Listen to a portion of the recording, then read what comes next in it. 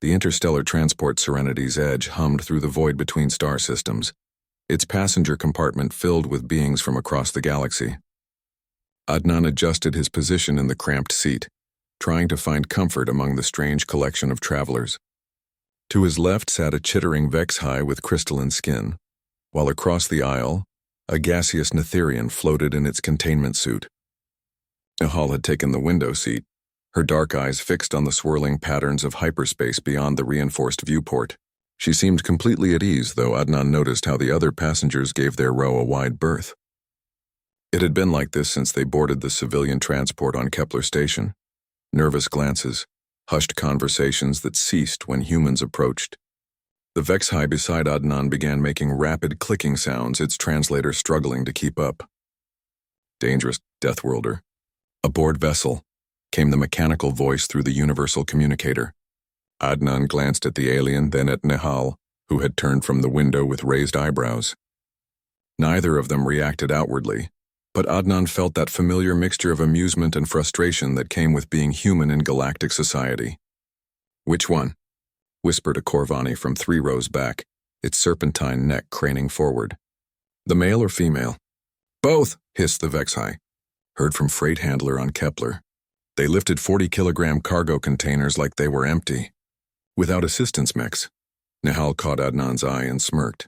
Yesterday they had indeed helped unload some medical supplies, not thinking much of the weight. The dock workers had stared in what Adnan now realized was horror, not appreciation. A Zeltharian's tentacles writhed nervously as it joined the conversation. "Deathworlders are unstable.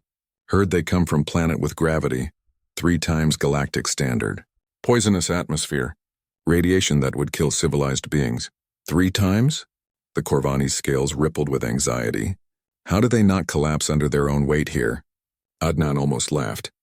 Earth's gravity was actually considered mild by human standards. It was the atmospheric composition and the sheer variety of ways their planet tried to kill them that had earned humans the Deathworlder classification. But to these beings, who evolved on peaceful garden worlds with gentle climates and predictable environments, Earth might as well have been a hellscape. The Netherian's gaseous form pulsed different colors as it communicated through bioluminescence. The translator rendered its concern. "My cousin works in xenobiology research. Says Deathworlders can survive in vacuum for several minutes. Their blood carries oxygen-binding molecules that are toxic to most life forms." "That's just hemoglobin," Nihal muttered under her breath. Then louder, in perfectly accented galactic standard. "Excuse me. Could you pass the hydration tube?" The silence that followed was deafening. Every alien in earshot froze, their various forms of eyes, sensors, or photoreceptors turning toward the humans. The Vexhai's crystalline body actually dimmed in what Adnan recognized as a fear response. "You understand us?" The Corvani managed, its voice barely a whisper through the translator. "Most humans learn galactic standard in primary education," Adnan replied casually, accepting the hydration tube from the petrified Netherian. "We're quite good with languages. Survival adaptation." The word survival sent another wave of tension through the passenger compartment. Several beings shifted away from them, while others seemed frozen in place. Nihal turned in her seat to address their audience directly. "We couldn't help but overhear your conversation about Deathworlders. You seem to have some misconceptions." "Misconceptions?" The Vexhai's voice cracked through its translator. "You acknowledge being from Terra, the Death World?" "Earth," Nihal corrected gently. "We call it Earth, and yes, it's our home. But we're not the monsters you seem to think we are." A small, furry creature that Adnan didn't recognize spoke up from the back. "But the stories? Deathworlders can tear through steel with their bare hands. They hunt apex predators for sport. They consume plant matter that would dissolve our digestive systems." Adnan exchanged another look with Nihal. The galaxy's rumor mill had certainly been busy. "We're strong compared to species from more hospitable worlds," he admitted. "Earth required us to be. But we use tools just like everyone else. As for hunting, most humans are actually omnivores who get their protein from domesticated animals or synthetic sources." Domesticated? The Corvani's confusion was palpable. "You enslaved other species?" "We formed symbiotic relationships with them over thousands of years," Nihal explained patiently. "Mutual benefit. Protection and food in exchange for companionship and labor. Many humans consider their companion animals to be family members. This seemed to confuse the aliens even more. The concept of voluntary interspecies cooperation appeared foreign to them.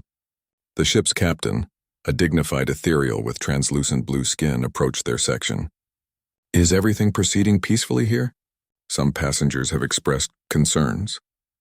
"Just a cultural exchange," Adnan said with a smile that showed his teeth. Another mistake, as several aliens recoiled from what they interpreted as a threat display. "Perhaps," the ethereal said diplomatically, "our human passengers could share something about their world that might ease tensions." Nehal pulled out her personal datapad and activated the holographic display. Images of Earth appeared, rolling green hills, blue oceans, snow-capped mountains, and cities full of lights. "This is our world," she said softly. "Yes, it's dangerous. We have storms that can level cities, earthquakes that reshape continents, and predators that see us as prey. But it's also beautiful. It taught us to be strong, but more importantly, it taught us to work together." She flipped to images of human cooperation, rescue teams in natural disasters, scientists collaborating across cultures, children from different continents playing together. Every challenge our world threw at us, we faced together. Not as individuals, but as communities, as a species. That's what made us strong enough to reach the stars. The passenger compartment had grown quiet, but it was a different kind of silence now, contemplative rather than fearful. The small furry creature spoke again. "Your world. It looks terrifying, but also alive," finished the Vexhai, its crystalline body brightening again. "Vibrantly, dangerously alive." For the remainder of the journey to Proxima Station, the other passengers peppered Adnan and Nehal with questions about Earth, humanity, and the strange concept of thriving in adversity, rather than simply surviving it. By the time they docked, several aliens had asked for cultural exchange contacts, and the Corvani had even invited them to visit its homeworld. As they gathered their belongings, the ethereal captain approached them once more. "Thank you," it said simply. "The galaxy needs to understand that different doesn't mean dangerous."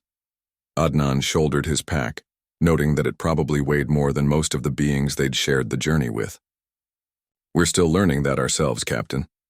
Walking down the docking tube toward Proxima Station, Nehal bumped his shoulder playfully. "Think we changed any minds?" "Maybe," Adnan replied, watching as their fellow passengers waved goodbye. Actual friendly gestures rather than the fearful glances they'd started with. One conversation at a time. Behind them, he could hear the aliens planning cultural exchange programs and discussing the revolutionary idea that a harsh world might produce not monsters, but protectors. Perhaps the galaxy was ready to learn that humanity's greatest strength wasn't their ability to survive death worlds, but their determination to make sure others could survive too.